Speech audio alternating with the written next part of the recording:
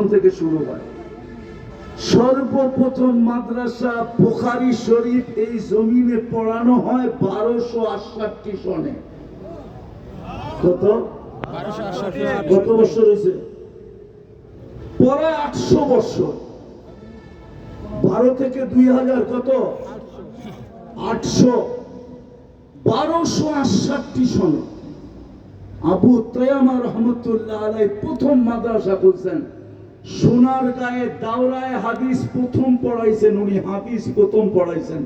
তারপরে নিচের দিকে নামছেন 1268 সনে। বিদায় এই জমিনের একটা ইতিহাস আছে। আমরা যতদিন ধরে রাখবো ইনশাআল্লাহ এই জমিন বেঁচে থাকবে, ঠিক না? আরে বুঝাইতে পারলাম না আপনাদেরকে। এই জন্য এটাকে টিকা রাখা আমাদের দায়িত্ব।